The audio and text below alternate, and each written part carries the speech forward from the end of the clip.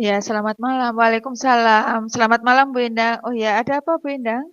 Kok Bu kelihatannya heeh, Bu Novita ini apa longgar ya? Mohon maaf ya dengan suara agak batuk-batuk ini Bu Novita. Bu Novita apa iya. waktunya longgar ya? Saya ingin ngobrol-ngobrol ini. Alhamdulillah, Bu Endang, hari ini saya sedang free mengajar, longgar sekali. Silakan, Bu Endang, kok kelihatannya ada eh, sesuatu yang terpendam, wajahnya kelihatan kusut. Monggo, Bu Endang, silakan sharing. Nggih, baik, terima kasih Bu Novita atas perhatiannya. Gini Bu Novita, akhir-akhir ini saya kok ada kesulitan ya terkait pembelajaran berdiferensiasi Bu. Sepertinya saya belum maksimal menerapkan pembelajaran ini di kelas. Oh, begitu ya, Bu Endang. Bu Endang merasa kurang maksimal dalam pembelajaran berdiferensi di kelasnya. Iya. Kira-kira dari pembicaraan kita nantinya, apa yang ingin Bu Endang dapatkan? Jadi gini Bu, saya ingin mendapatkan ya pencerahan lah dari Bu Novita ya selaku rekan sejawat saya, terkait ini nanti supaya saya dapat menerapkan pembelajaran berdiferensiasi ini dengan baik. Mhm. Oh, iya ya. Kira-kira apa yang membuat Bu Endang sulit untuk menerapkan pembelajaran berdiferensiasi ini, Bu Endang? Gini Bu, anak-anak saya itu kan yang ada di dalam kelas itu berbeda-beda ya karakternya. Ada yang suka belajar dengan dengerin musik, ada juga Mhm. yang sukanya main saja maunya. Nah, saya agak kesulitan mengatasi anak yang sukanya main saja.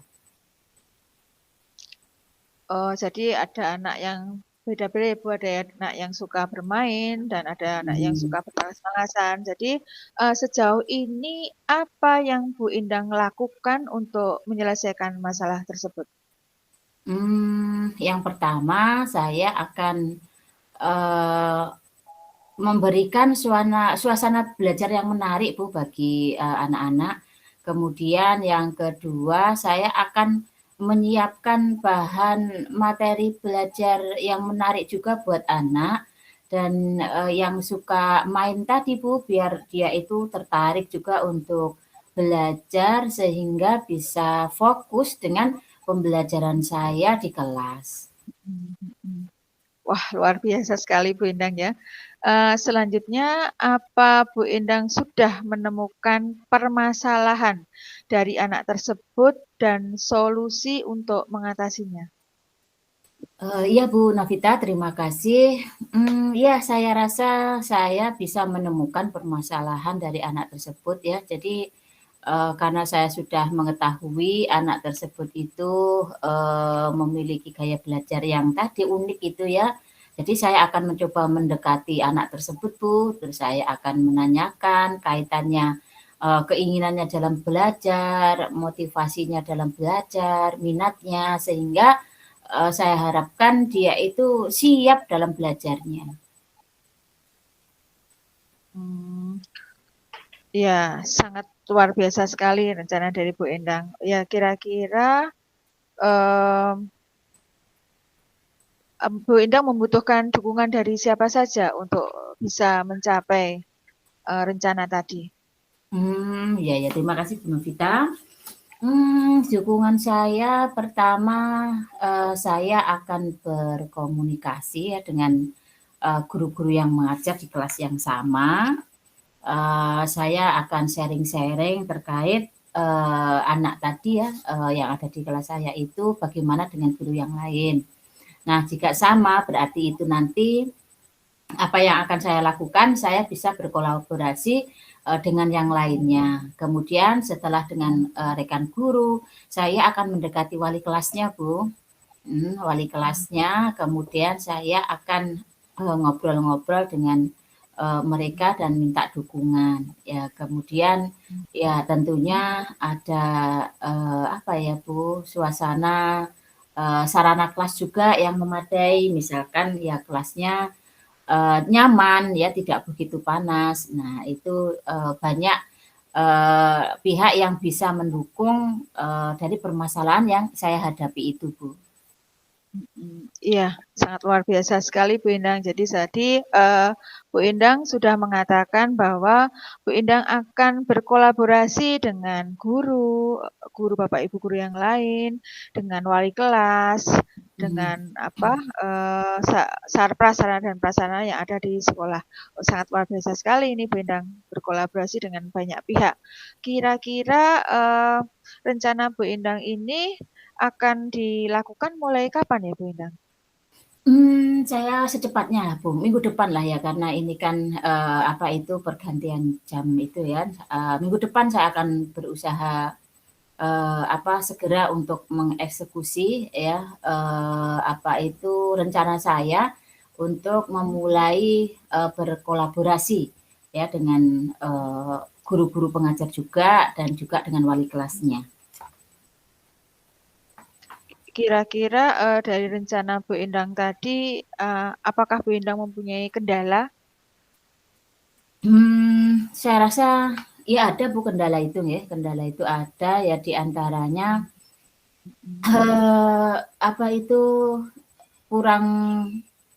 kurang intensif ya komunikasi ya dengan baik itu dengan rekan atau wali kelas. Jadi kemudian karena kesibukan kita masing-masing ya, sehingga mungkin terkendala itu Bu. Jadi kendala yang saya hadapi.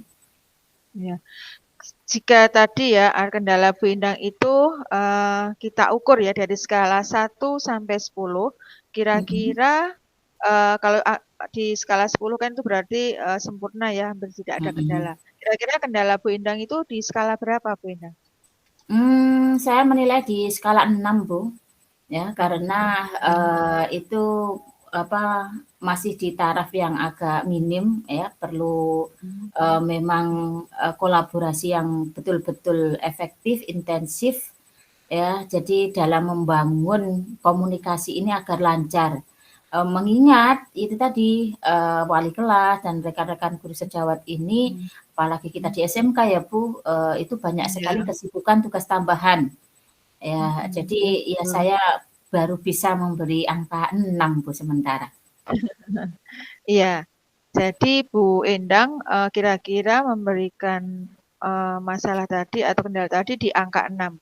Karena mungkin ini butuh proses ya Bu Endang ya, butuh waktu.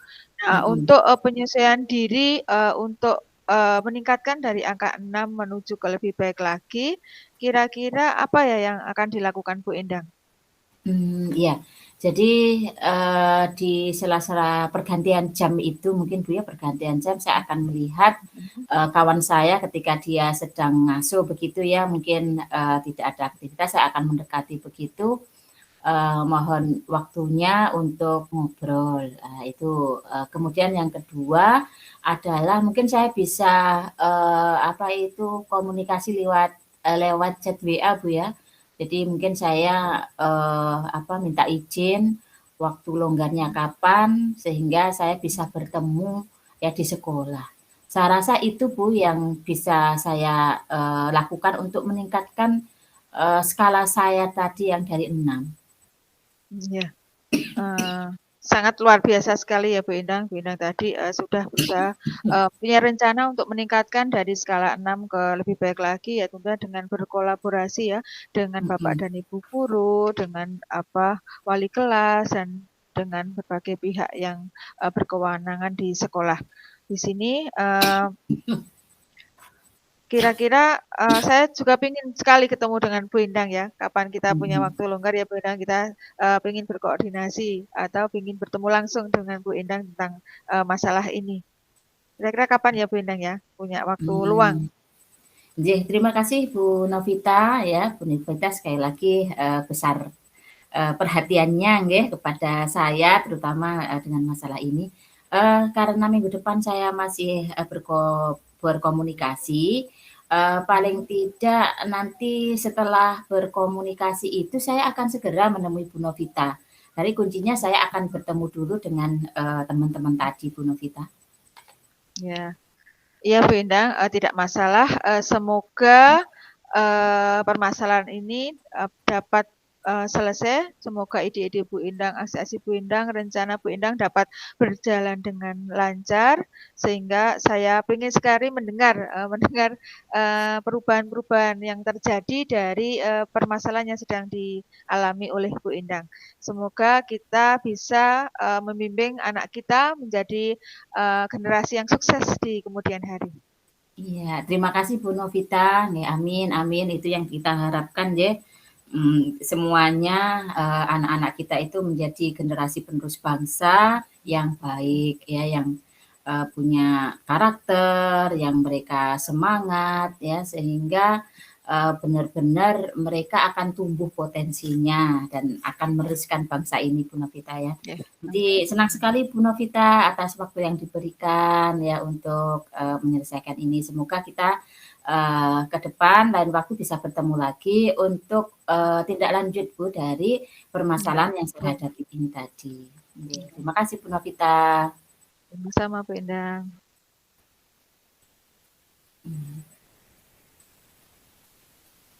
Selamat bergabung Pak Nanang.